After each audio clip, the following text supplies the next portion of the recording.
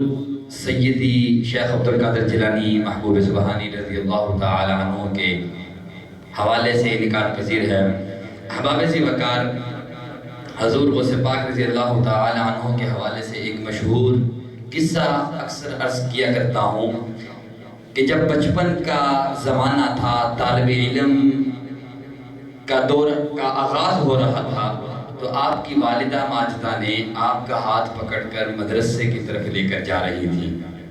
تو روایات میں آتا ہے کہ جو مدرسے کی طرف حضور غوث پاک رضی اللہ تعالی عنہ پڑھ رہے تھے، آگے سے آواز آتی تھی، لوگوں پیچھے ہٹ جاؤ، اللہ کا ولی آ رہا ہے۔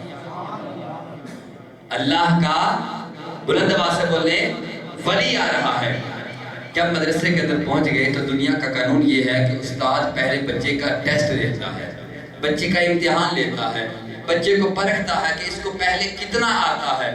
تو استاد محترم نے جب بچے کا ٹیسٹ لینا چاہا، بچے کو پرکھنا چاہا، تو فرمایا، اے بیٹا ذرا پڑھو، اعوذ باللہ من الشیطان الرجیم، بسم اللہ الرحمن الرحیم۔ حضور غوث پاک رضی اللہ تعالی عنہ بول اٹھے، فرمایا استاد جی یہ مجھے آتا ہے۔ پھر فرمایا چلو سورۃ فاتحہ، الحمدللہ رب العالمین الرحمن الرحیم مالک یوم الدین، یہاں سے پڑھنا شروع کرو۔ فرمایا استاد جی یہ بھی آتا ہے۔ ابھی ننھی عمر ہے، بولنا سیکھا ہے، ماں نے انگلی پکڑی، مدرسے میں لے آئی، استاد نے ٹیسٹ لیا، استاد نے کہا اچھا بیٹا سورۃ فاتحہ بھی آتی ہے، تو پہلا سپارہ الف لام میم ذالک الکتاب لا ریب فیہ پڑھنا شروع کر۔ فرمایا استاد جی یہ بھی آتا ہے۔ پھر فرمایا چلو دوسرا سپارہ سیقول السفہاء من الناس ما ولاھم عن قبلتہم التی پڑھنا شروع کرو۔ فرمایا استاد جی یہ بھی آتا ہے۔ تیسرا سپارہ تلک الرسل فضلنا بعضهم علی بعض، یہاں سے پڑھنا شروع کرو۔ استاد جی یہ بھی آتا ہے۔ فرمایا لن تنالوا البر حتی تنفقوا مما تحبون، چوتھا سپارہ پڑھنا شروع کرو۔ فرمایا یہ بھی آتا ہے۔ پانچواں سپارہ والمحصنات پڑھنا شروع کرو، یہ بھی آتا ہے۔ لا یحب اللہ الجہر بالسوء، چھٹا سپارہ شروع کرو، یہ بھی آتا ہے۔ وَإِذَا سَمِعُوا، ساتواں سپارہ شروع کرو، استاد جی یہ بھی آتا ہے۔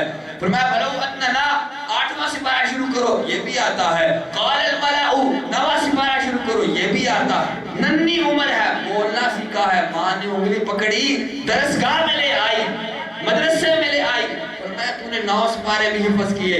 فرمایا چل وَعْلَمُوا أَنَّمَا غَنِمْتُمْ، 10واں سپارہ شروع کر۔ فرمایا یہ بھی آتا ہے۔ يَعْتَذِرُونَ، 11واں سپارہ شروع کر، یہ بھی آتا ہے۔ وَمَا مِن دَابَّةٍ، 12واں سپارہ شروع کر، یہ بھی آتا ہے۔ فرمایا 13واں شروع کر، 14واں شروع کر۔ استاد پوچھتا چلا گیا، شاگرد بتاتا چلا گیا۔ استاد نے 17 سپارے پوچھے۔ شیخ عبدالقادر جیلانی 9 عمری کی حالت ہے، طالب علمی کا پہلا دن مدرسے میں ہے۔ میں استاد جی 17 سپارے مجھے آتے ہیں، اب 18واں سپارہ سے میں پڑھنا شروع کروں گا۔ محبت سے سبحان اللہ۔ 18ویں سپارے سے بولے پڑھنا شروع کروں گا۔ استاد پوچھتا ہے بیٹا تو نے یہ 17 سپارے حفظ کہاں کیے؟